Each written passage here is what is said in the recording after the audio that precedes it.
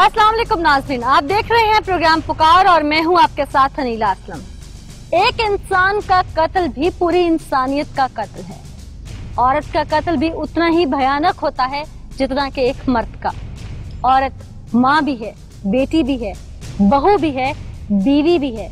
औरत ही अपनी कोख से मर्द को जन्म भी देती है। जहाँ कत्ल हराम है वहीं हमारे दीन में खुदकुशी को भी हराम करार दिया गया है। अब कत्ल हो या खुदकुशी, इंसान कौन होता है जिंदगी और मौत का फैसला करने वाला। हम बात कर रहे हैं प्रोग्राम में 18 साल फिजा के कत्ल की। फिजा कत्ल हुई या उसने खुदकुशी की? अगर तो वो कत्ल हुई तो उसके पीछे कातिल कौन है? और अगर फिजा ने खुदकुशी की है तो उसके पीछे वजूहात क्या है? कोई इसे कत्ल का रंग दे रहा है तो कोई इसे खुदकुशी बता रहा है। आज प्रोग्राम में टीम पुकार तमाम हकाइक से पर्दा उठाएगी कि फिजा की जिंदगी का चिराग गुल किया गया या उसने अपनी सांसें खुद खत्म की। असल में मुजरिम है कौन? आगे प्रोग्राम में आपको दिखा।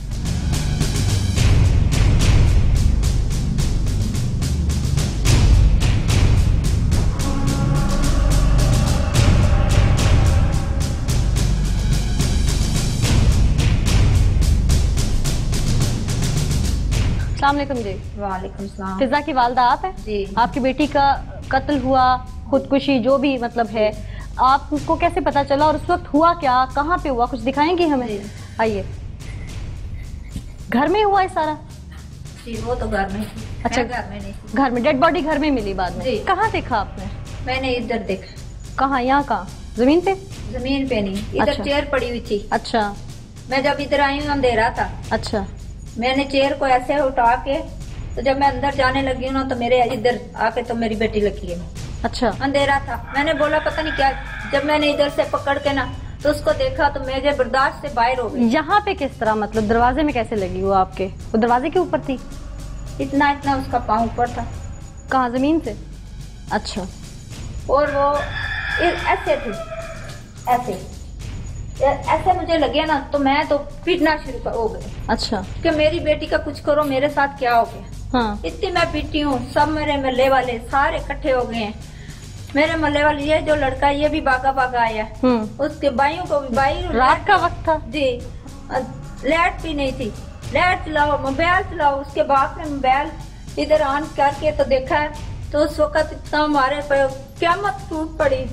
इतने के बर्दाश्त से बाहर हो गया, अपने पीटना शुरू हो गए, उतारो उतारो जल्दी करो। फिर हमने मुंह डाल के सांस दिया, उसे पानी पिलाया, ऊपर से छुरी लेके काटा, फिर हॉस्पिटल दौड़। छुरी है? कहाँ से काटा? वो रस्सी को। अच्छा। रस्सी को काटो, पानी पानी दो मेरी बेटी को। अच्छा। मेरी बेटी को थोड़ा सांस आए, कुछ करो। फिर भागे भागे गया उस डॉक्टर के पास।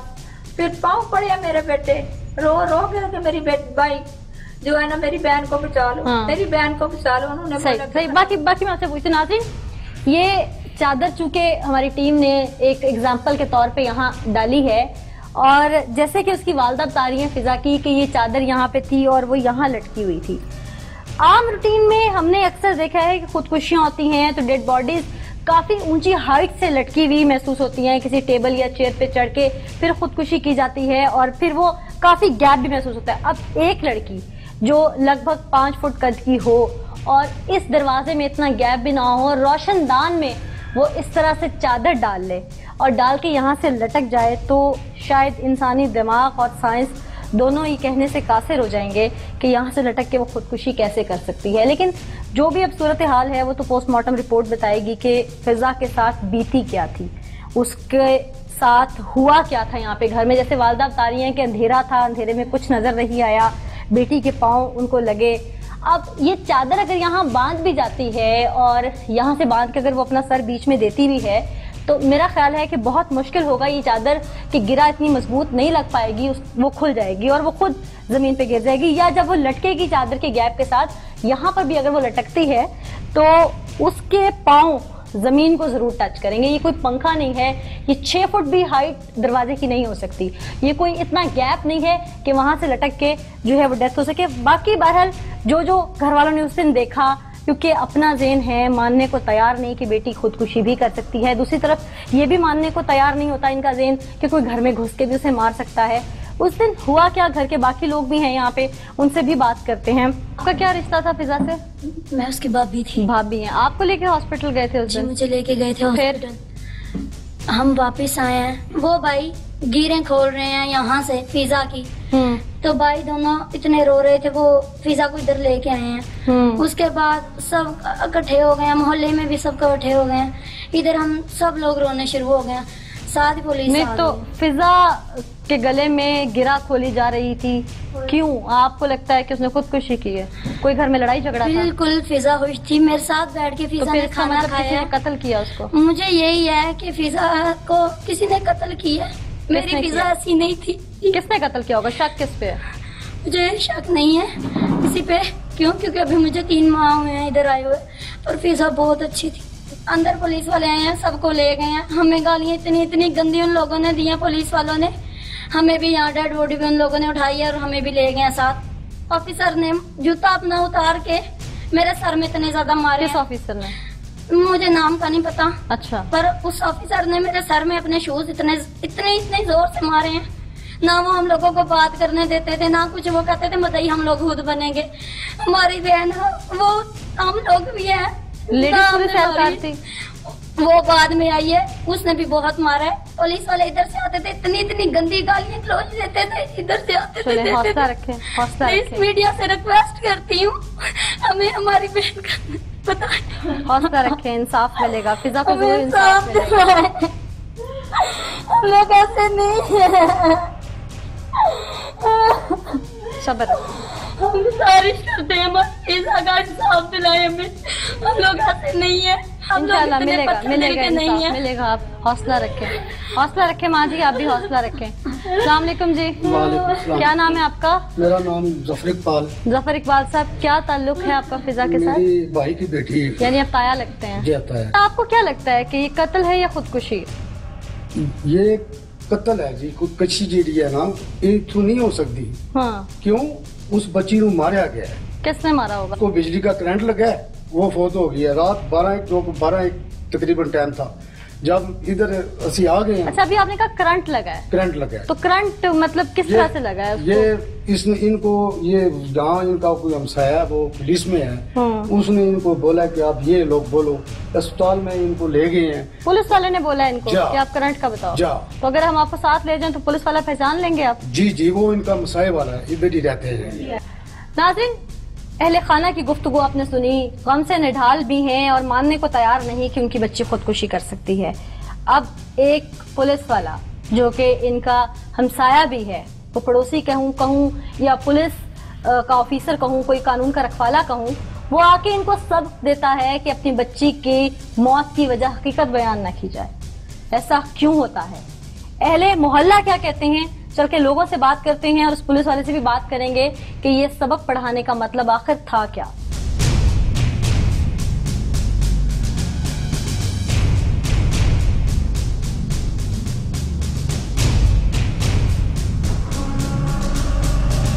अस्सलाम वालेकुम जी। क्या नाम है आपका? जाहिद महमूद मेरा नाम। आप पुलिस में भी नौकरी करते हैं और पड़ोसी भी हैं यहाँ पे? पड़ोसी भी। उस दिन फैमिली का कहना है कि आपने इनको कहा था कि किसी को मत बताइएगा आपकी बेटी की डेथ कैसे हुई, करंट लगने से बेटी को मारा गया या उसकी डेथ हुई? ऐसी बात नहीं है। अच्छा। मैं सोया हुआ था घर। हाँ। इसका वालिद जो है ना, हाँ, आफ्ताब, वो उसने मेरा दरवाजा खटकाया। उसने कहा कि मेरी बेटी करंट लगा है तो उसको लेकर जाना है अस्पताल। वो फैमिली कहती है हमें, इन्होंने कहा था। फैमिली जो कुछ कहेगी फैमिली को तो आप फैमिली आपको मोरद इल्जाम क्यों ठहराएगी? आप तो पड़ोसी भी है। वो उनकी मर्जी है ना। मैंने तो कोई आप लोगों के साथ इनकी दुश्मनी है? नहीं, मेरी कोई दुश्मनी नहीं। तो फिर ये क्यों कह रहे हैं कि आपने इनको गलत हिदायत दी, पट्टी पढ़ाई के मत बताइएगा बेटी की? मैंने जो मुझे कहना था उसने कह रहे हैं जो मुझे नहीं, ये तो इससे मौजूद ही नहीं थे। कोई बात, इसका वाला जो आफ्ताब है वो इनके शायद ही कह रहे हैं। शायद मेरे साथ मौजूद ही नहीं था। वो कहते हैं कि हमें कॉल करवाइए। उसने वो कहता था मेरी बेटी को करंट लगा है तो लेकर जाना है, गाड़ी अपनी निकाले। तो मैं आ गया हूँ।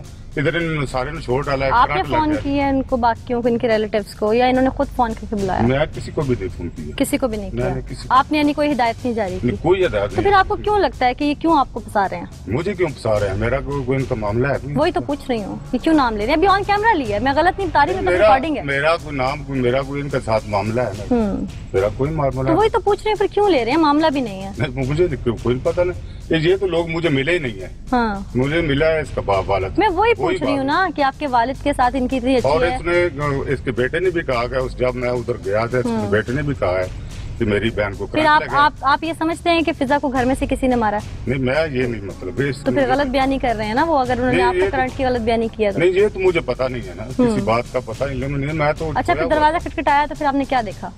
मैंने देखा कि इधर पड़ी हुई है इनके घर में बॉडी। आप खुद पुलिस के एहलकार हैं, देख के लगता था करंट से डेथ हुई है उसकी? नहीं, मुझे नहीं पता। सही। मेरी आपका रैंक क्या?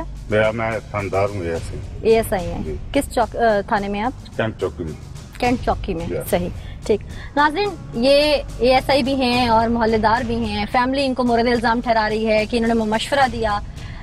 फिजा जो कि दुनिया में नहीं है, उसके साथ क्या बीती ये तो वो जानती है, रब जानता है, या पोस्टमार्टम रिपोर्ट सामने आएगी तो पता चलेगा कि उसके साथ बीती क्या थी।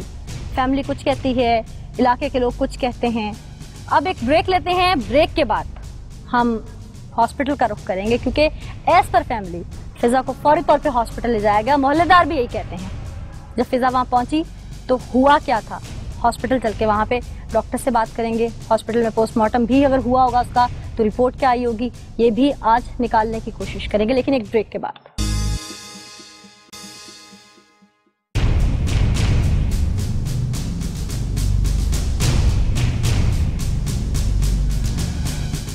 वेलकम बैक नाज़रीन, इस वक्त हम जिन्ना हॉस्पिटल में मौजूद हैं और फिजा को जब उसकी फैमिली ने देखा कि वो लटकी हुई थी रोशनदान के साथ, तो उनका कहना यह था कि फौरी तौर पर वो उसको हॉस्पिटल लेके आए और जिन्ना हॉस्पिटल का लफ्ज़ भी उन्होंने यूज़ किया।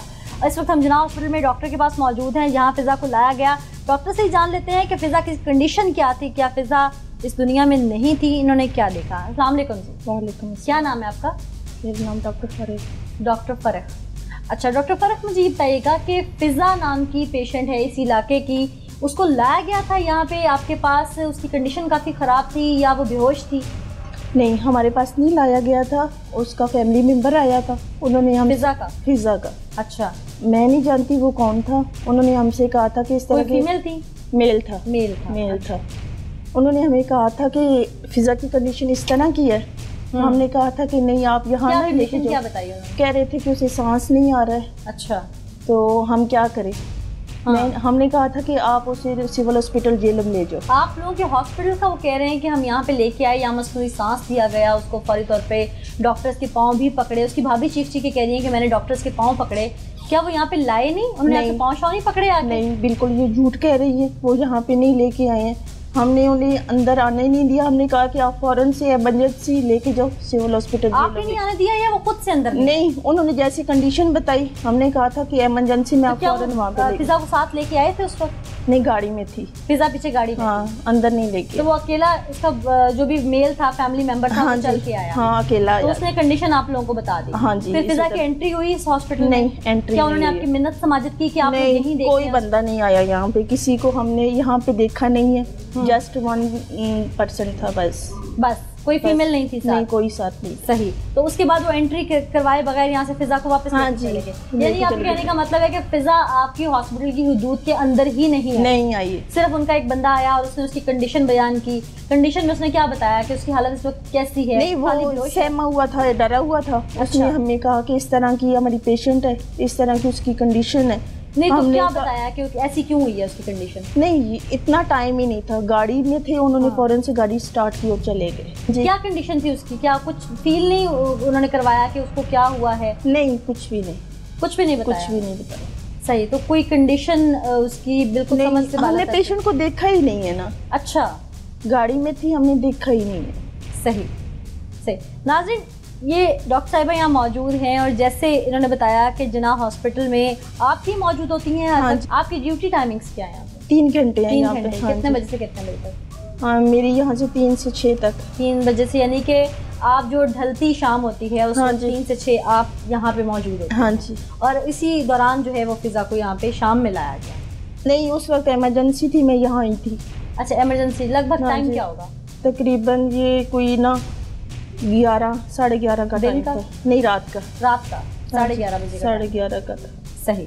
नाज़रीन, डॉक्टर इस वक्त यहाँ मौजूद हैं इमरजेंसी में, चूँकि उस वक्त यहाँ मौजूद थी। और फिज़ा के फैमिली का उनका कहना ये है, फिज़ा की कंडीशन जिस वक्त उन्होंने देखी तो फौरी तौर पे वो करीबी अस्पताल, जना अस्पताल जो है वो उसको लेके आए।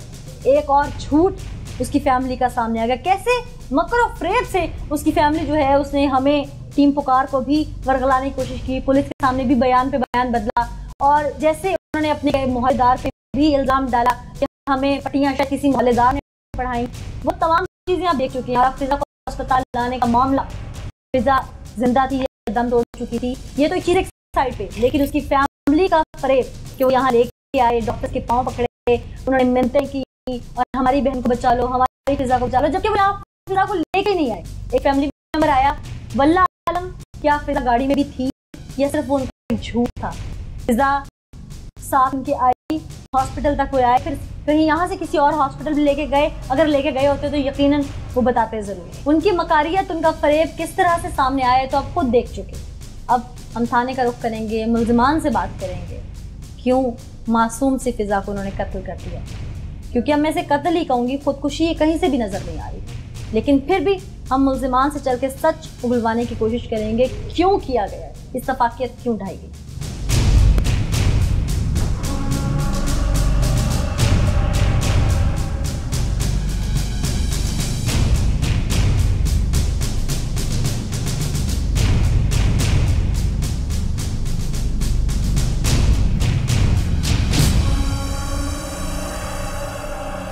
इस वक्त हम थाने में मौजूद है और यहाँ मुल्ज़िमान मौजूद है। इन्हीं से जानते हैं कि इन्होंने ये कदम क्यों उठाया, आपने ये खून से अपने हाथ क्यों रंग लिए। क्या नाम है आपका? इमरान अमीर। फिज़ा के साथ क्या रिश्ता है आपका? मेरी साली भी है, बहन भी है। साली है आपकी। क्या करते हैं आप? LLB कर रहा हूँ। LLB कर रहे हैं। अब इसे प्रैक्टिस में शामिल कर लिया कि किसी को कत्ल कैसे करना है।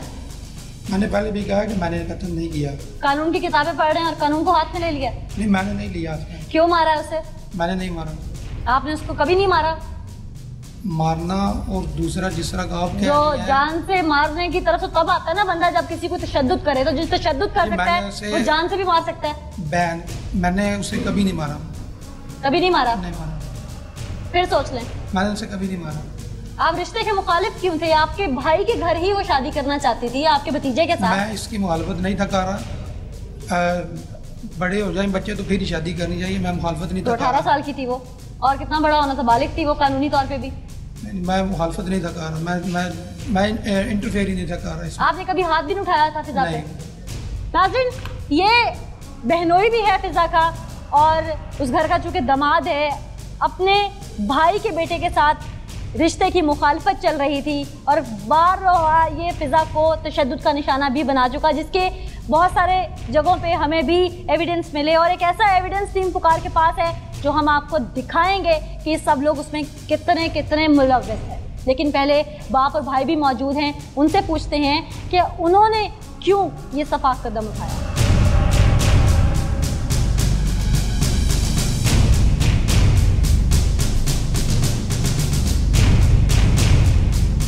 क्या नाम है आपका? आफ्ताब। आफ्ताब। फिजा के वालिद हैं आप? जी, मैं वाला। क्यों मारा उसे? हमने नहीं मारा बेटा, हम तो अस्पताल गए हुए थे। कौन से अस्पताल? जेलम। जेलम अस्पताल। जेलम अस्पताल। फिजा को किसने मारा, मैं ये पूछ रही हूँ, और आप लोगों का नाम बार बार आ रहा है। ये हमें भी नहीं पता बेटा किसने मारा है। तो फिर क्या खुदकुशी की है उसने? हो सकता है। हो सकता है क्या मतलब? आपकी फैमिली कह रही है, आपकी अपनी बहू कह रही है उसने खुदकुशी नहीं की, उसे मारा गया। फिर किसने मारा है? ये तो मैं सवाल आपसे कर रही हूँ कि आपके घर में कौन आता था और आप लोगों के अलावा? हमारे अलावा कोई भी नहीं आता था। अगर उसने खुदकुशी ही की है, आपकी बात को बड़ा करते हैं, जी। तो आप लोग उस दिन बयानात क्यों बदल रहे थे? कभी करंट लगने से मरी, कभी शुगर लेवल डाउन होने से मरी, कभी हार्ट अटैक से मरी।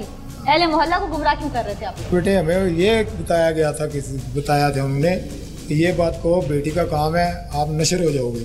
क्या इसलिए नशर हो हम जाओगे? दुनिया में नशर हो जो आज हो रहे हैं, वो आज भी हो रहे हैं। तो हाथ नहीं ना रगने थे खून से?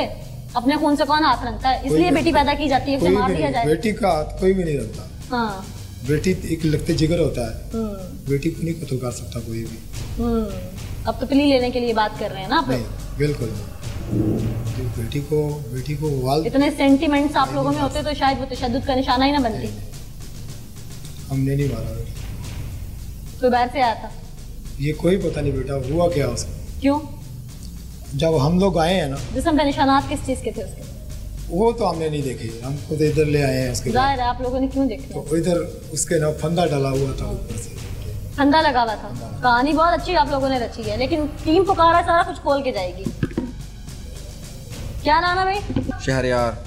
शहरयार फिजा के भाई लगते हैं आप भी? जी मैं बड़ा यानी कि मरकजी मुल्जिम आप ही हैं, उस दिन घर पे आप ही थे? नहीं जी, मरकजी मुल्जिम जिसका मोहल्लेदार भी बता रहे हैं कोई भी नहीं था। मैं और मेरा भाई है, मेरी भाभी सबसे पहले हॉस्पिटल गई है। कहानी तो मैं आपके सारे फैमिली मेंबर से सुन आई हूँ जी, A to Z। आपके घर वाले जो हैं उसमें जितने रद्दोबदल वो भी कर रहे हैं, वो खुद फंस गए हैं इसमें, ठीक है? अब मुझे साफ दो टोक बताओ उसे क्यों मारा। कहानी सुनने का टाइम नहीं है। अभी हमने नहीं मारा, फिर बाप ने मारा है, बहनोई ने मारा है, ये लोग मेरे साथ थे। अगर इन लोगों में से कोई भी होता मैं उनको बता देता, लेकिन ये लोग उस वक्त मेरे साथ हॉस्पिटल में।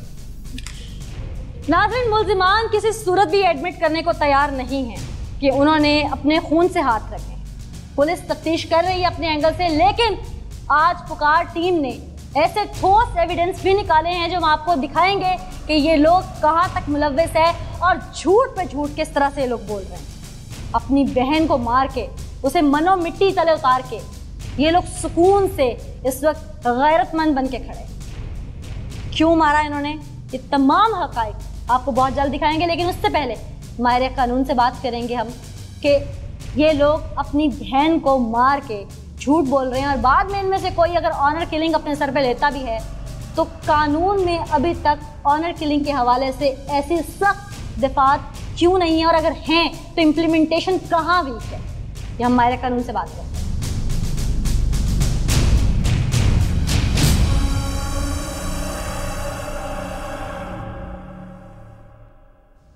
इस वक्त आबिद जलाल साहब मौजूद हैं, एडवोकेट हाई कोर्ट है। इन्हीं से ओपिनियन लेते हैं कि कानूनी तौर पर अब इस केस की हैसियत क्या है। बहुत शुक्रिया आबिद जलाल साहब हमें ज्वाइन करने के लिए।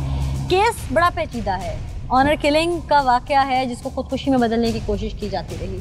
इस केस में भाई भी हैं, बाप भी है और सबसे बड़ा आम किरदार के बहनोई भी मुलव्वस हैं।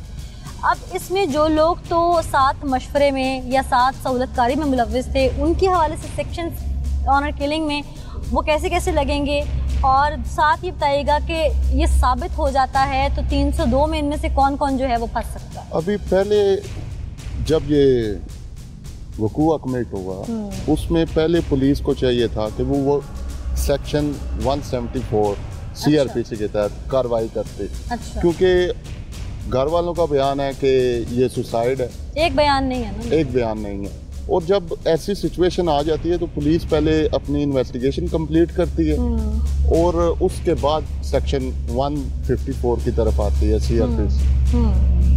उसके बाद अगली कार्रवाई है FIR दर्ज करना, आया ये सुसाइड है, मर्डर है, उसके बाद ये सारी है कार्रवाई। सही, बहुत शुक्रिया आबिद जलाल साहब, आपने हमें डिटेल्स बताई। नाज़रीन, मुल्जिमान अपनी ज़ुबान पे कायम नहीं। अहले खाना जिनकी जवान बेटी चली गई, शायद उन्हें दुख नहीं, वो ना सिर्फ पुलिस को गुमराह कर रहे थे बल्कि मीडिया को भी गुमराह करने की हर मुमकिन कोशिश की, यहाँ तक कि अहले मोहल्ला को भी मोरद इल्ज़ाम ठहरा दिया। अब ये केस किस हद तक उलझा हुआ है ये तो हमारे नाज़रीन अपनी आंखों से देख चुके हैं, लेकिन आज हमने पुकार टीम ने एक ऐसा एविडेंस निकाल लिया है जिससे इनकी सारी कली खुल गई है कि फिजा के साथ क्या हुआ, उसकी डेथ कैसे हुई, ये लोग क्या क्या बयानबाजी करते रहे और पैंतरे बदलते रहे। एक ब्रेक लेंगे, ब्रेक के बाद आपको वो सबसे बड़ा एविडेंस दिखाते हैं। वेलकम बैक नाज़रीन, टीम पुकार हमेशा सच को दिखाने के लिए कोशिश रही है और आज हमारी कोशिश एक और एविडेंस सामने ले आई है इस केस का, जो अभी तक कानून के रखवालों के हाथ भी शायद नहीं चढ़ा।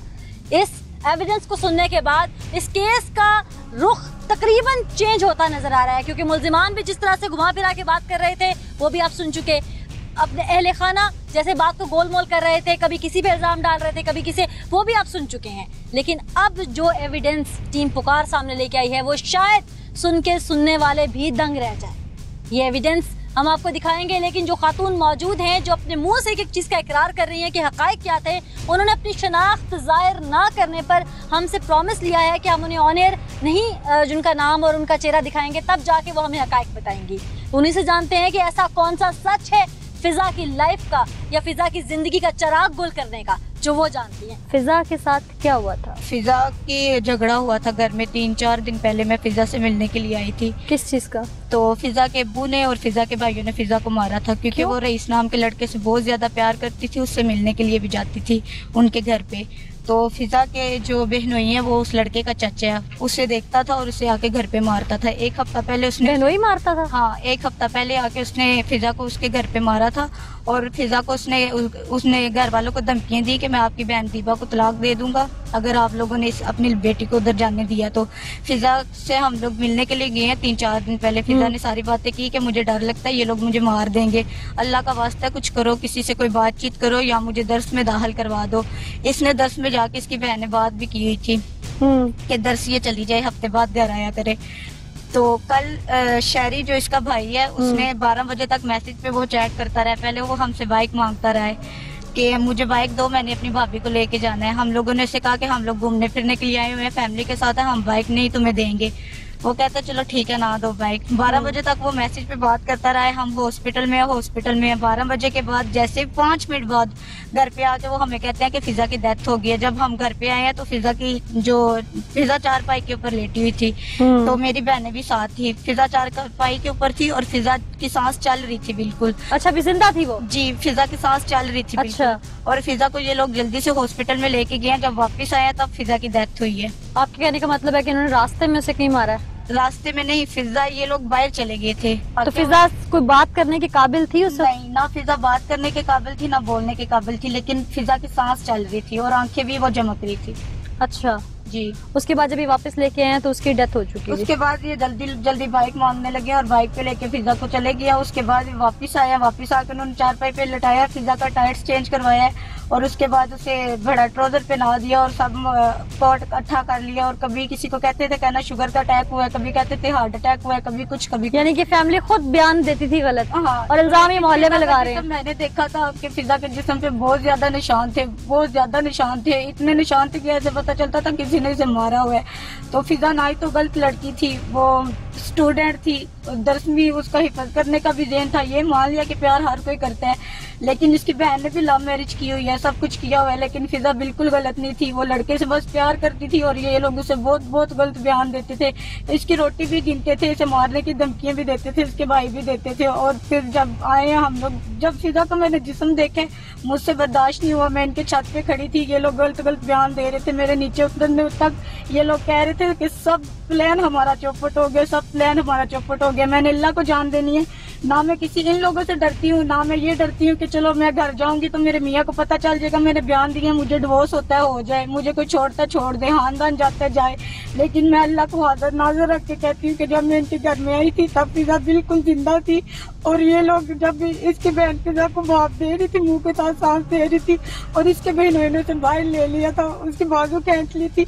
और जो पुलिस वाला है उसकी कमीज उतरी हुई थी, जिसने आप लोग आपको बयान दिए है कि लाश 7 वालों के घर में थी, ये झूठ बोल रहा है, उसकी कमीज उतरी हुई थी बोला। और ये जो है क्या नाम लेते हैं पुलिस वाला, जैसे ही दीपा और दीपा के हस्बैंड अंदर इनू है, ये हमारे साथ आगे गली में थे, इसी रोड पे ही आगे थे।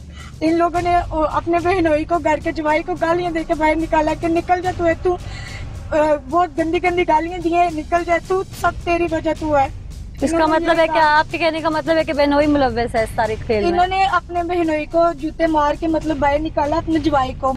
और दीपा ने कहा मेरे बंदे का क्या कसूर है, मेरे बंदे का क्या कसूर है। जब हमने फिजा को मैंने यहाँ से पकड़ा है तो सांस उसकी चल रही थी, मैंने वो शहरी के पाँव पकड़ी है। मैंने कहा शहरी भाई अल्लाह का वास्ते इसे हॉस्पिटल ले जाओ, ये जिंदा है बिल्कुल। और उसे बाइक पे लेके गए हैं और बाइक पे वापस लेके आए हैं। तब उसकी नोज में से खून निकल रहा था, ना फिजा की नोज में से पहले खून निकल रहा था, ना ही हमने इनके घर में आके कोई रस्सी देखी है, ना कुर्सी देखी है, ना छुरी देखी है। जब पुलिस वाले दुपट्टा मांग रहे थे, ये कभी कोई दुपट्टा दे देते थे, कभी कोई दुपट्टा दे देते थे। पुलिस वालों ने ना इनको कोई गालियां दी हैं, ना पुलिस वालों ने इनको कुछ मारा है, ना लेना ना देना। इनको ये कहते भी पुलिस वालों ने ये भी कहा है कि मान जो, इज्जत से मान जो, लेकिन ये लोग नहीं माने। तो क्या ये जो इनकी भाभी है इसका भी कोई बीच में कसूर है, मुलव्विस है किसी भाई का साथ देने में? आप लोग खुद सोचो, आप लोग मीडिया वाले हो, आपकी आंख तो सबसे तेज है, उनकी आंखों में एक भी आंसू आपने देखे?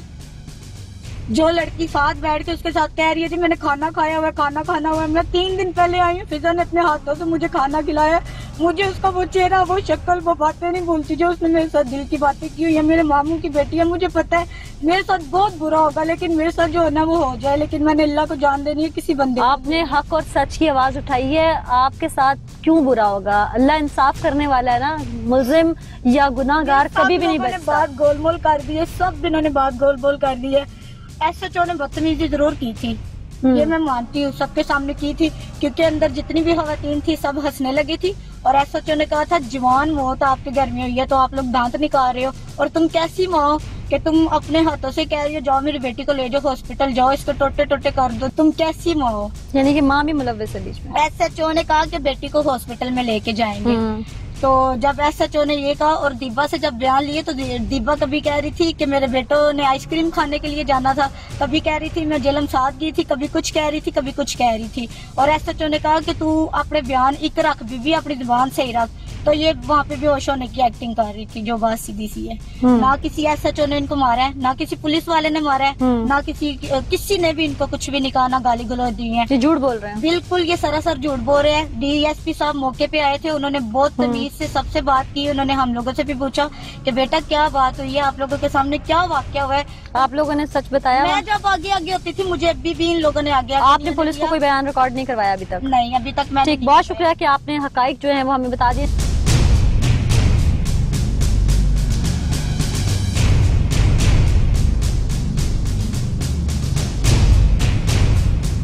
नाज़रीन, इस केस के इन्वेस्टिगेशन ऑफिसर अफजाल साहब हमारे साथ मौजूद हैं, उनसे जानते हैं कि अभी तक पुलिस की तफ्तीश में क्या चीजें सामने आई हैं। पुलिस को बार बार गुमराह किया गया, तो पुलिस की तफ्तीश किस तरह से मुमकिन हुई, उन्हीं से बात करते हैं। अस्सलाम वालेकुम अफजाल साहब। जी वालेकुम। अफजाल साहब, काफी पेचीदा दिखने में केस आ रहा था, घर वालों का बयान कुछ और था, इलाका का कुछ और था, मुल्जिमान गिरफ्तार किया आपने, किस बुनियाद पे पहले तो आपने इनको उठाया, कैसे आप लोगों को पता चला कि ये मुल्जिमान हो सकते हैं, फिर तफ्तीश में क्या चीज सामने आई, क्या कुछ उगले ही आप लोगों के सामने? जैसे आप बता रही हैं बयानात में, मैं नहीं, उन्होंने आपको भी ज़ाहिर बयान दिए होंगे, हम तो बाद में आए ना, आप तो पहले तफ्तीश के लिए गए हैं।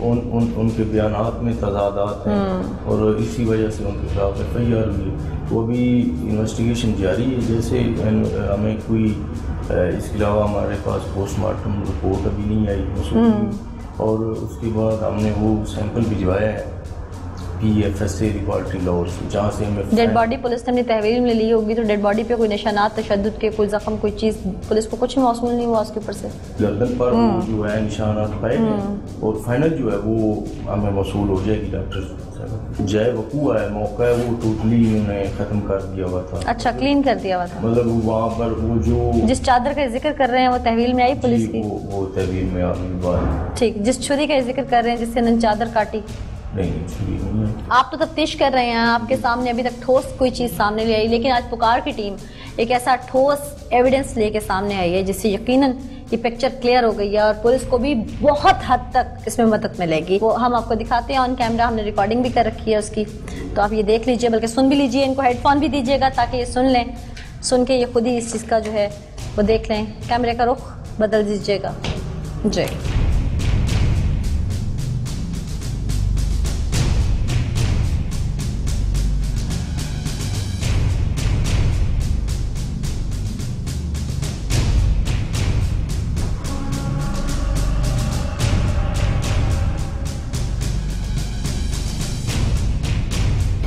सुन लिया जी आपने सारा कुछ? जी सुन लिया। क्या कहेंगे? काफी ठोस सबूत है जी, इसको हम हिस्सा बनाएंगे, स्टेटमेंट रिकॉर्ड करेंगे, लेकिन हतमी राय जो है वो, क्या लगता है कि ये मर्डर है या ये खुदकुशी है? मैं वही कह रहा हूँ, हतमी राय जो है वो हम पोस्टमार्टम रिपोर्ट और PFSA लेबॉर्ट्री की जो रिपोर्ट्स हैं उसके बाद। बहुत शुक्रिया अफजाल साहब, आपने डिटेल्स जो है वो हमारे साथ शेयर की। जी थैंक यू। नाज़रीन, किसी भी मुअज़्ज़म माशरे में औरत के साथ ये सलूक करना, उसे गैरत के नाम पे कत्ल कर देना कहीं भी जायज़ नहीं है। और अगर इस तरह के वाक़यात जो कि हमारे मुल्क में बहुत तेज़ी से रूनुमा हो रहे हैं, इनको रोका ना गया तो सिर्फ हमारा मुल्क गैर मुअज़्ज़म ममालिक की लिस्ट में ही नहीं बल्कि एक फसादाना कल्चर भी जन्म दे जाएगा, जो कि हम देख रहे हैं कि तेज़ी से कहीं ख़वातीन को जलाया जा रहा है, कहीं उन्हें गैरत के नाम पे मारा जा रहा है, कहीं हव्वा की बेटियों के साथ नावरा सलूक किया जा रहा है। आज टीम पुकार ने हक और सच की आवाज उठाई। टीम पुकार ने जो हकीकत थी वो आपको ऑन कैमरा दिखाई। किस तरह से झूठ पे झूठ और एक झूठ को छुपाने के लिए फिर 100 झूठ कैसे बोले गए। हम इसी तरह जुल्म और नाइंसाफी के खिलाफ जंग लड़ते रहेंगे क्योंकि हम पाकिस्तानियों की आवाज है। आज के इस एपिसोड से मुझे नीला असलम को इजाजत दीजिए। अगले एपिसोड में दोबारा हाजिर होंगे, तब तक के लिए अल्लाह निगहबान।